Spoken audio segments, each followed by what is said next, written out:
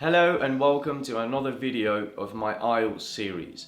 My name is Brahim, and in my videos I've been sharing tips and tricks that you can use to get a high band in the IELTS test. And today I will share with you the idioms that you can use if any of these 10 most common topics come up in the IELTS speaking test. And you can also use these idioms confidently in real life situations with your friends. And these 10 topics include personal information, hobbies and interests, education and work, travel and tourism, technology and media, environment and conservation, health and fitness, culture and traditions, social issues, future plan and aspirations. Now for the topic of environment and conservation, this topic comes up very often, especially nowadays, since we have to switch to a more sustainable lifestyle and we need more sustainable sources and way of living. So one question that the examiner can ask you is, describe the steps that we can take to protect the environment. One idiom that you can use here is to be in the same boat. And to be in the same boat, it means that you or other people included are all facing the same unpleasant situation. It's not something that's affecting only one person, but rather two or a group of people. And in this context, in the context of the environment, you could go whatever steps you're going to share about saving the environment. You can start by saying, protecting the environment is the responsibility of everyone. We all live on the same planet, we're all in the same boat. And if we don't do something about it, we will be faced with irreversible damage to our planet. Another idiom as well that is also maybe kind of similar is to be in hot water. So to be in hot water, you are in an unpleasant situation that you will be criticized for. And if we don't do something about global warming or climate change, obviously we will be in hot water, probably figuratively and literally, since the ice is melting. I think some cities might be actually, well, not hot water, but they might be in the water.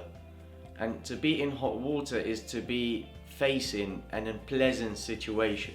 So you can say, if we continue to ignore environmental conservation efforts, we will soon be in hot water with the irreversible damage to our planet. Now we get to one of my favorite topics, which is health and fitness.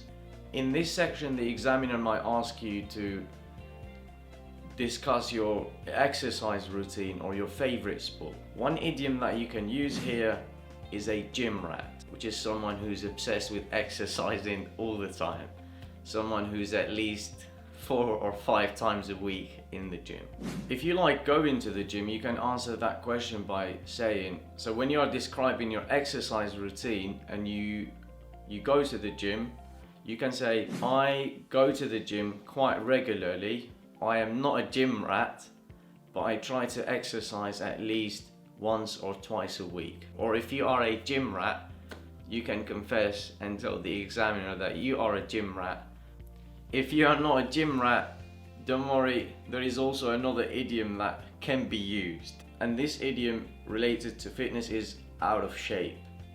So if you haven't been exercising for such a long time, one might say, I might be out of shape. So again, if you are asked to describe your exercise routine and you haven't exercised in a while, then you can answer the question by saying, to be completely honest, I might be out of shape. I have been busy with my thesis lately or my brother's wedding that I haven't had time to exercise in a long time. But I go for a run every now and then. Now for the topic of culture and traditions, one idiom that is really commonly used is to break the ice. And to break the ice is basically to make people who have not met before feel more relaxed with each other.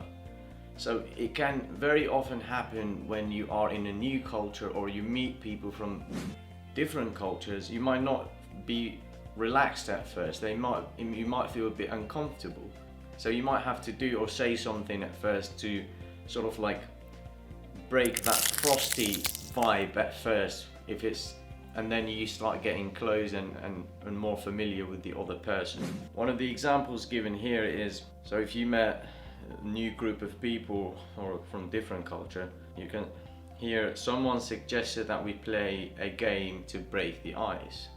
Playing a game with people that you just met and you haven't met before always helps kind of like break the ice and getting to know each other. Okay, in this section, one question that can be asked by the examiner is, talk about a traditional festival in your country. And very often when we share something from our culture to someone from another culture, it's quite often when it might sound bizarre for them at first, or it might be something they're not very familiar with. At first they might be sort of like weirded out. One idiom that you can use in this situation is, you can't judge the book by its cover. So if you are asked to share a festival from your country, I'll give you an example. In Mexico, for example, they celebrate this festival which is called the Day of the Dead. So the Day of the Dead, it sounds spooky or scary. But as I understand, it's all about family reunion. If you're answering that question, you can say, and if you happen to be from Mexico, you can say, in my country, we celebrate the Day of the Dead, but don't judge the book by its cover. It's all about family reunion. That's just one example, but you can use it for any of your traditions or any of your festivals in your country. If other people might find it scary or different or strange, you can mention that tradition or that festival, and then you say, but you can't judge the book by its cover.